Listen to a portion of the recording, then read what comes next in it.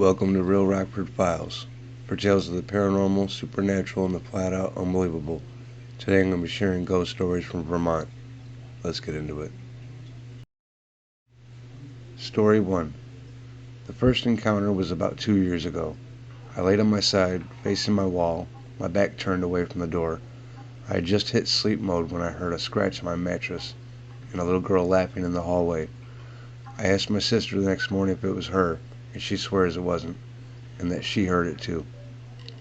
The second encounter, my cat and I were sleeping when a big bang awoke us. I looked up and saw a silver thing floating in the middle of my room. Then it dimmed out. I looked at my cat, and she was looking straight at it with her eyes wide open. The next few were with my friend and my sister. We were setting up cups and pretending to go to bed, so if the ghost was around us, she would trip over the cups. We were pretending to sleep when we heard the sigh of a girl. Another day when my friend came over, a light-up die kept lighting up, and we weren't touching it. About a few weeks later, we were recording near my attic in my room, because we believed that's where the ghost lived. It's nailed shut, so each time she comes over we try to open it, but we can't. We recorded an Australian accent saying, "What do you want to do, mate?" Something hovered over my friend's head that night. Story 2. So a couple of days ago I began to feel what to me was someone watching me. Later on I would feel chills, and then I began hearing a little girl talking to me. Her name is Carly. She tells me that she died in a car crash and isn't sure if her mother survived. She won't give me a date at which it happened. I can tell by the pictures she is sending me in my head that she is between the ages of 4 and 6 and has blonde hair, blue eyes, and 2 front teeth missing, and a pink shirt with a butterfly. She has a glowing personality and loves cats. At night I can feel her sitting beside me watching. I will be sitting in the middle of something, and out of nowhere she becomes upset and cries. When she cries, I begin to cry and can't help it. I'll just burst out into tears for no reason. I won't be sad or anything while I cry. I just can't control it. The other one is when she becomes confused, will totally make me lose my train of thought, and I'll try to help her figure out what's making her confused, which becomes an issue because I look crazy when I start talking to her. I have no idea how to get her to cross. I can't help her because there is little I can do. She is with me all the time and comments on a lot of the things that I do. I'm beginning to fear that she will attach to me forever because I can't help her. I don't want to hurt her at all. She is sweet and a darling to have around, but it is her time to go, and I need her to do so. I think she's afraid to go without her mother beside her.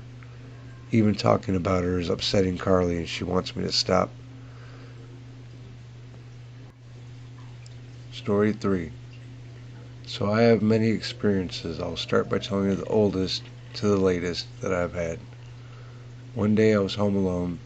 I had been home alone before lots of times, so I was not too nervous. So I just did what I usually do when I'm home alone. I watched TV and ate unhealthy food. So I'm watching TV, and then I hear footsteps coming up the front porch. I can clearly see out the front porch window and saw that nothing was there. I thought, okay, maybe it was just the wind making weird noises. So then I just go back to what I was doing. Then about a half hour later, I hear the steps again, but then I hear knocking on the door that freaked me out. So I ran into my room. I should also add that my dogs don't just bark. They bark when they feel threatened. They were barking up a storm, so I took them into my room and shut and locked the door. I then heard knocking on the bottom door to my house. I am almost in tears since I was only 11, and I called my brother who just finished a soccer game. It's around 10 p.m. I'm frantically telling him everything. Then he tells me just to hold tight and he would be there in a minute. He eventually came peeling down the road and into the driveway. We scoped out the outside because my brother and his friends thought that it might be an intruder. There were footprints, but they looked like they just vanished, like they just floated off and left us puzzled. Then about a year later, me and my brother both heard our names called at different times. The voices came from inside the boiler room. Another time my brother was home alone, and almost the same exact experiences as the first time, knocking on the doors, making noises, and the vanishing footprints. Another time, I was home, but it was me, my brother, and his girlfriend. My brother said that he was leaving to get his girlfriend. I was a little nervous because ever since the first experience, I've always been nervous about staying home alone, but I wasn't as nervous this time because his girlfriend lives down the road. So I hear people walking up the stairs. I was relieved because I didn't want to stay home alone. Then they went back down the stairs, and back up, and back down. I was starting to get scared, but then there were footsteps upstairs. Nobody could have gotten up there. It couldn't have been the floorboards creaking because it was mid-July. Then my brother pulled up the driveway. I was relieved by this point. Then that night I was texting the girl of my dreams, and I asked her out, and she said yes. I was so excited that I went to tell my friend. He doesn't have a phone, but he has a PlayStation, so I went on and invited him to a private chat. We were talking, then I said bye, and I shut down the PlayStation and physically shut off the TV and watched it shut off. Then my brother called my name from the top of the stairs. I walked over to see what he wanted, as well as I was going upstairs. As I rounded the corner to go upstairs, the TV turned on and turned the volume all the way up and went static and blared the noise throughout the whole house. My brother and his girlfriend were scared and froze right there as I ran up the stairs because I was frightened like most people would be. We just forgot about it. Then we decided that we were hungry and we wanted sodas with it. Of course, the sodas had to be downstairs in the fridge, so we all went down to get our own. We were talking to break the silence, and my brother told everyone to shut up. We all sat frozen. No one could speak because we were hearing hissing coming from the boiler room, where we heard our voices being called from before. A couple of months later, I was sleeping. I woke up. I usually do around the same time, but I don't know why. It's always around 2:30 or 3 a.m. I woke up this one particular time, and I heard my name whispered in my ear. Then I heard a faint giggling like a little girl over in the corner of my room. Also to find out that my tenant that lives in my apartment, her daughter has an imaginary friend that is named Hannah.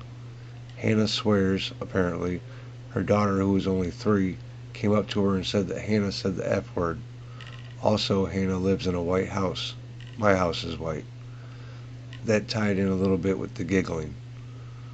Only a few weeks after that, my brother had a soccer tournament. He severely sprained his ankle and was on crutches. It was around 3 a.m. and the door was tapping against the wall. Just tap, tap, tap. The door cannot move without a physical push by a person or the wind. It was cold and we had the windows closed. No breeze or wind throughout the house at all. He got up to shut the door because it was bothering him. From his bed you can't see the door. You have to go around the corner to see it.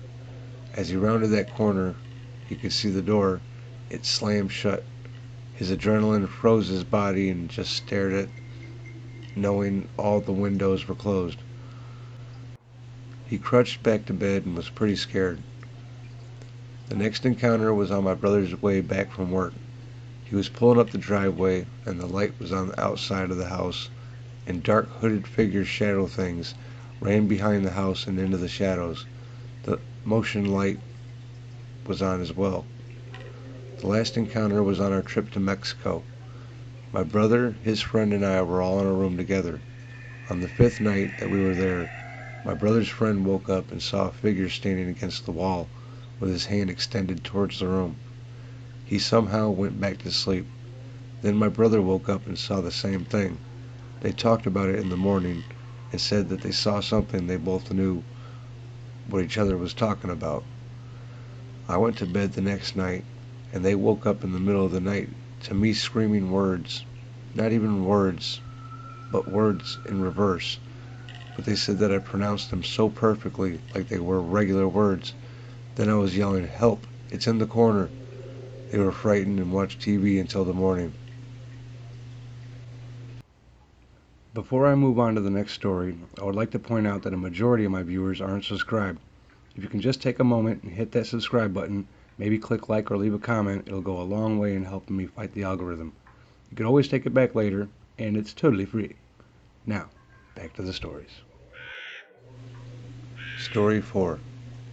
I was a student in Goddard College's creative writing program, Plainsfield, Vermont.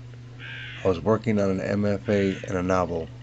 It was a low residency program, which meant that every semester I would spend 10 to 11 days on campus and complete the rest of the work at home with an assigned advisor. There were many ghost stories circulating. Some were about Susan Martin, a witch. Supposedly the beam she was hanged on was now part of Goddard's garden structure. There were also stories about the runaway slaves. The property provided secret hideaways for the runaways. There were even stories about Robert Frost's ghost, which is said to haunt the place where he wrote some of his famous poems. One night, after intense studying, workshops, readings, and writings, completely beat, I undressed and climbed into bed. I closed my eyes and something nudged me awake. I had opted out of the roommate arrangement, so I didn't have a roommate, and I had the room to myself. At least that's what I thought. Instead, there was a silhouette right in front of me. Scared but curious, I said hi. There was no answer. Everything was dark except for the figure. I couldn't see around me, but I felt that there were more spirits in the room. They appeared to be unfriendly. It was as if they wanted me to leave. I did. I ran into the corridor. No one was around. I sat on the couch in the day room and tried to make sense of the encounter. I was afraid to go back in the room. A couple hours went by and I heard a door open. It creaked really slowly like someone trying to be quiet, but the wooden door and floor betrayed them. I was relieved to see a doormate hurry by to the bathroom. I didn't tell her about my experience with unwanted visitors. She went back into her room and I decided to return to mine. I turned the light on in my room, and after reassuring myself that the ghosts were gone, I fell asleep. The next day I had a ghost story of my own. Story 5. My experiences have been happening since the early 1990s. My first visual of something strange was of a figure. A full figure, but all black. I watched, as well as the cat on my lap watched, the reflection of this figure in a mirror on the wall get up and walk across the room behind me. I spun around to find nothing there. The cat continued to look in the mirror.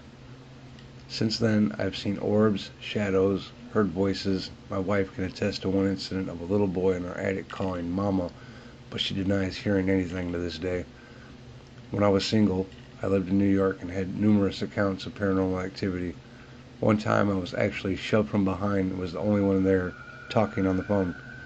Another time, in New York, I had a friend of mine going through some marital troubles, and he asked to stay with me a couple of weeks. I had planned on going to Vermont to see my father on the first weekend he was to stay with me. In that house, there was one room that had a lot of strange things happening. The door would slam shut very hard. I had stacked boxes of things to prevent that. I have heard breathing in that room, footsteps when I'm downstairs, going from that room to my room and back. So I left for Vermont, and he stayed there alone. I put him in that room. I know it sounds mean now, but I wanted to see if I was going crazy or something. When I got home on Sunday night, he was gone. His stuff was gone. He called me that night and asked what was up with that place. I acted like I didn't know what he was talking about. He told me there was a lot of noise and banging going on in my room, and went and knocked on my door. No answer. He heard the noise and knocked again, but the noise didn't stop. He opened my bedroom door and everything was silent. Then a light came on downstairs and he thought it was me, and he went down. He said nobody was there, and he checked the garage for my car. When he realized I wasn't there, he left. Told me something was wrong with my place. He didn't even come to visit there after that. When I moved to Vermont, I lived in 3 places, including the house I'm in now. My wife was with me for these 3 places. Things have gotten a little worse in the sense that I've seen and felt an old lady being around. The feeling is not a good one. She makes me feel very bad. I have seen her once, but most of the time I feel her presence. I have done research on everything I have experienced with her. I have come across the old hag syndrome. She is the only one I fear, and I don't know why. Everything about her is not good. My aunt, who is a Wiccan, told me to do a couple of things inside my home and outside. It worked for a while. It was like a weight lifted. Then my father died, and after all was done with the funeral and everything, I had a dream. My father was in it, but as he laid down on the couch, I jumped on him and told him to wake up as he slowly transformed into the old hag. It scared the daylights out of me. Now my kids experience things, voices, footsteps, things of that nature. I haven't felt the old hag's presence since the dream, but everything else still goes on. Some nights we will be watching TV and a toy from the toy box will just fly out in the middle of the room. A lot of things that are innocent enough, but experiences that now most of the family have. The wife tells me it's all to do with me, even though she will deny anything happens, and I tell her I don't agree. But as I thought of that comment, I wondered if she was right. I remembered a time when I was younger and we had a house that was abandoned in the neighborhood. Someone got a Ouija board and we played. There were 5 of us in that house. We did the usual question and answers thing. All night, this one girl was making fun and mocking the board. We heard a big bang and we all got spooked and went running out. She was the last one out, and as she ran for the door, her forehead was torn open by a fish hook. She received 32 stitches. None of us talked about that night, how she was the one mocking the board and nobody else was hurt but her. Now I'm wondering if all I'm experiencing is because of that board from long ago. I don't know, and I'm not sure if I should do anything at all. Like I said, the only one I fear is the old hag. She has a bad feeling about her, and my wicked aunt says she's following me for some reason. Don't forget to subscribe for more stories. Hope you enjoyed.